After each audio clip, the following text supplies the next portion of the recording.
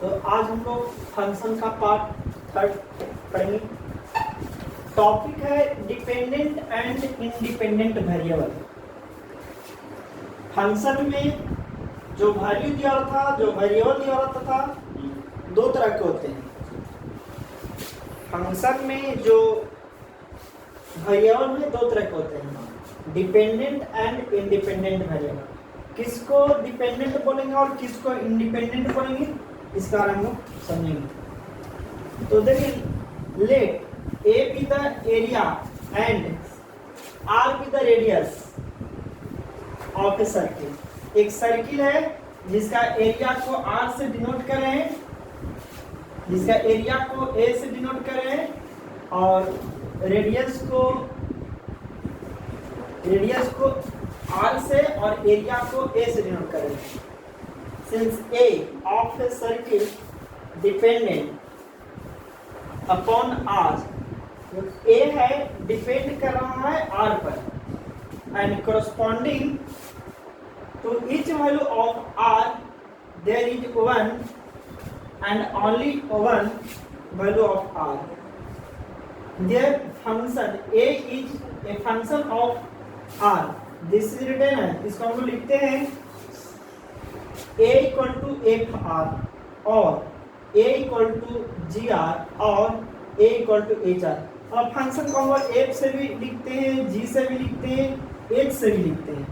तो यहाँ पे जो फंक्शन में जो इनपुट है, इनपुट को हम लोग बोलते हैं, यहाँ पे देख रहे हैं इंडिपेंडेंट, और जो आउटपुट होता है उसको हम लोग बोलते हैं डिपेंडेंट वेरिएबल।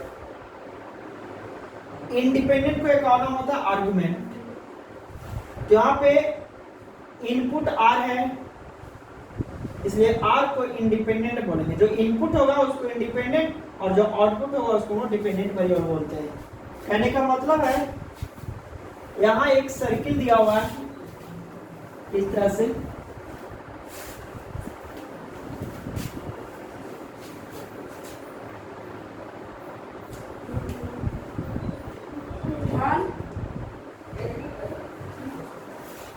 और ये रेडियस आर दिया हुआ है, इसको COR भी बोलते हैं। सेंटर वो है, रेडियस आर है, तो इसका एरिया को ए से रिप्रेजेंट कर रहे हैं और रेडियस को आर से डिनोट कर रहे हैं। तो अगर देखो आर इक्वल टू अगर 1 सेंटीमीटर लेते हैं, ए बराबर होगा पाई आर स्क्वायर, यानी पाई सेंटीमीटर स्क्वायर हो जाएगा। अगर r बराबर 2 लेते हैं तो a बराबर होगा 4 पाई सेंटीमीटर स्क्वायर। देखो a है, r यहाँ पे जो देख रहे हैं रेडियस पर डिपेंड कर रहा है कौन, एरिया, इसलिए डिपेंडेंट हो गया a और इंडिपेंडेंट। और किसी पर डिपेंड नहीं करता, इसलिए इसको इंडिपेंडेंट बोलते हैं। ये अपने पर डिपेंड है और जो एरिया यानी ए है वो आर पर डिपेंड है। आर जितना वैल्यू लेंगे उतना ही एरिया तुम्हारा मिलेगा, इसलिए ए को हम लोग बोलते हैं डिपेंडेंट और आर को बोलेंगे इंडिपेंडेंट। आर का दूसरा नाम यानी इंडिपेंडेंट का दूसरा नाम आर्गुमेंट भी बोलते हैं। जैसे एक एग्जांपल और समझेंगे हम लोग।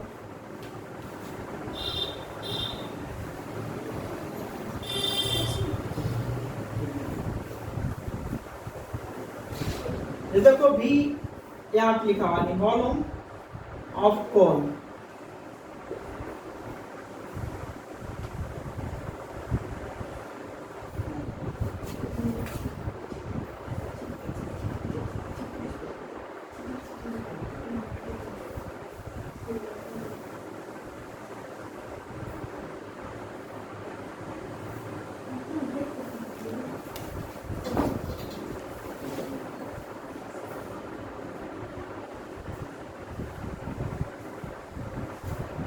तो यहाँ पे v बराबर एफ एक्स कॉमा बाई, हमने अभी बोला कि जो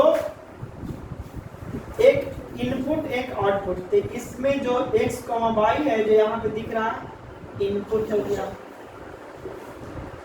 और v जो है इसको बोलेंगे आउटपुट।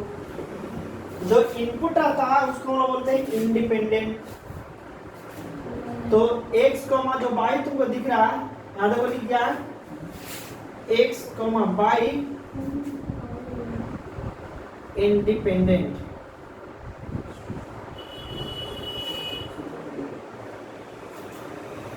और v है उसको बोलेंगे डिपेंडेंट। तो v डिपेंड करता है x और y पर। x और y का जो वैल्यू लेंगे उस पर तुम्हारा v रिजल्ट देगा, इसलिए v को बोलेंगे डिपेंडेंट किस पर, x y पर। इसलिए x y को बोलते हैं इंडिपेंडेंट और v को बोलते हैं डिपेंडेंट। तब अब हम लोग इस फंक्शन को देखो v equal to f x y बोले या v h x y बोलेंगे या v equal to g x y, यानी फंक्शन को रिप्रेजेंट करें बोले थे f से भी रिप्रेजेंट करते हैं, h से भी रिप्रेजेंट करते हैं और g से रिप्रेजेंट करते हैं। तो फंक्शन को हम लोग इस तरह से रिप्रेजेंट करते हैं। तो फंक्शन को हम लोग डिपेंडेंट, मीनिंग ऑफ एफ के बारे में जानेंगे। अभी तक हम लोग डिपेंडेंट और इंडिपेंडेंट के बारे में जान रहे थे। मीनिंग ऑफ एफ यानी फंक्शन ऑफ ए। अभी तक जो हम लोग इंडिपेंडेंट जो ले रहे थे एक्स था, वाई था और सर्किल ले रहे थे, तो आर था। यहाँ पे इंडिपेंडेंट ए होगा, यानी the value of F X at X equal to A. जहाँ एक्स है वहाँ पे हमने क्या वैल्यू पुट करेंगे a, इसी का इसको एक पे बोलते हैं। जहाँ जहाँ x रहेगा वहाँ पे a पुट करेंगे। इज यहाँ का denoted by f and is obtained by putting x equal to a in fx। तो fx दिया हुआ तो आपके पास लिखा हुआ है fx equal to 2x plus 3, जबकि वैल्यू दिया हुआ है x less equal to 2, x minus 1, 2 और 3, x हम लोग 2 और 3 के बीच में, x divided by x plus 3, x greater equal to 3, then find the value of f5, f0, f2.4। तो चलो इसको सॉल्व करने के लिए पहले क्या करना होगा, पहले इस चीज के बारे में जानना होगा कि जो वैल्यू तुम्हारे पास दिया 2, 3 लिखा हुआ है यहाँ पे लिख लेना होगा 2, यहाँ पे 3 लिख लेना होगा। अब देखो 2x प्लस 3 क्या करा है, x लेस इक्वल टू 2, तो इक्वल भी होना चाहिए और लेस देन भी 2 होना चाहिए, यानी इधर चल रहा। तो लेस देन 2 से कौन सा फंक्शन है, यानी fx बराबर यहाँ पे लेंगे इस जगह पे fx equal to 2x plus 3। पहले इसको अरेंज कर लेना होगा। दूसरा 2 और 3 के बीच में एक सवाल किसके बीच में लाइक करना चाहिए, 2 और 3 के बीच में। तो 2 और 3 यहाँ पे है, तो 2 और 3 यहाँ पे लेंगे हम लोग, लेकिन यहाँ पे fx का जो वैल्यू होगा x माइनस 1, जब 2 3 के बीच में लेगा। नेक्स्ट लिख रहा है x ग्रेटर इक्वल टू, कहने का मतलब है कि ग्रेटर और इक्वल टू भी होना चाहिए, इधर चलेगा। यहाँ पे जो fx का जो वैल्यू होगा फंक्शन होगा x divided by x plus 3। तो सबसे पहले जो क्वेश्चन दिया रहा हूँ उसको तुमको पहले इस तरह से नंबर लाइन पर रिप्रेजेंट कर लेना होगा।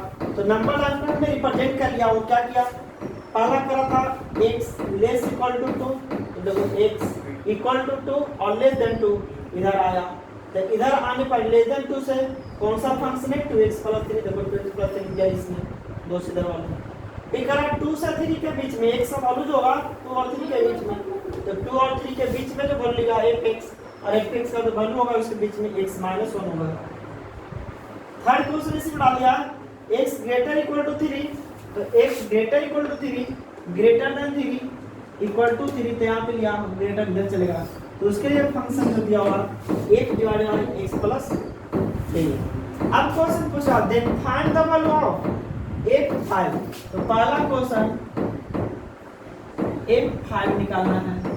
तो f5 के लिए पहले तो आपको डिसाइड करना होगा कि तीन फंक्शन दिया हुआ है, 2x plus 3, x minus 1, x divided by x plus 3। तो इसमें से कौन सा फंक्शन को डिसाइड करना होगा, कौन सा फंक्शन को लेना होगा, किस फंक्शन में 5 पुट होगा, तो एक डिपेंड करता है x से वैल्यू पर। अब देखो x लेस देन 2 और इक्वल टू 2 होगा, तो इधर होगा तो 5 इधर मिलेगा, 5 कहाँ पे शिफ्ट होगा, तो 5 3 के बाद इधर चलेगा तो 5 मिलेगा, तो 5 यहाँ पे फंक्शन ये दिखाई दे रहा है, इसलिए ये 5 बराबर फंक्शन जो यूज होगा x divided by x plus 3 होगा। क्योंकि 5 के रेंज में तुमको x divided by x plus 3 दे रहा है, इसलिए 1 डिवाइडेड बाई x प्लस 3 किया, और जहाँ जहाँ x है वहाँ पे 5 पुट कर देंगे, तो 5 डिवाइडेड बाई यहाँ भी x है तो एक जगह पे 5 पुट करेंगे प्लस 3 यानी 5/8 आई क्या आ गया इसका आंसर हो गया। क्वेश्चन नंबर सेकंड देखेंगे, f0 निकालने बोला है, तो f0 देखना होगा कि माइनस इन्फिनाइट से 2 के बीच में कि 2 से 3 के बीच में कि 3 से इन्फिनाइट के बीच में, यानी यहाँ पे लिखा हुआ माइनस इन्फिनाइट या लिखा हुआ प्लस इन्फिनाइट।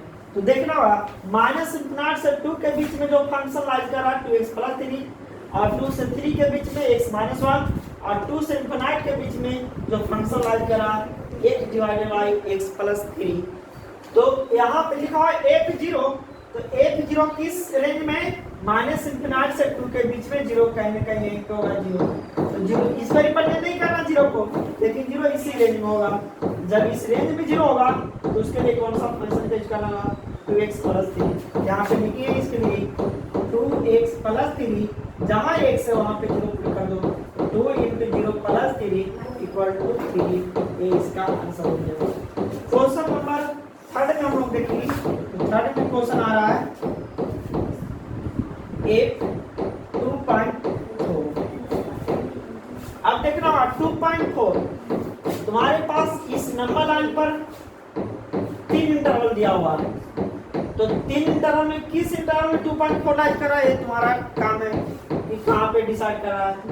तो माइनस इन्फिनाइट से 2 के बीच में 2.4 नहीं है, 2.4 का मतलब 2 से बड़ा, तो माइनस इन्फिनाइट 2 के बीच में नहीं है, 3 से इन्फिनाइट के बीच में भी नहीं है, अरे 2 और 3 के बीच में 2.4 है, यानी इसमें लाइज करना होगा कहीं 2.4, इस पर लिखना नहीं है, सोचना होगा इस रेंज में। इस रेंज में जो फंक्शन लिखा हुआ है वो क्या है, x माइनस 1, तो आप लिखना होगा x माइनस 1, जहाँ जहाँ x है वहाँ पे 2.4 पुट करेंगे, तो 2.4 माइनस 1 इसको सब्ट्रैक्ट कर देंगे तो हो जाएगा 1.4, और ये हो जाएगा इसका आंसर। तो हम इसको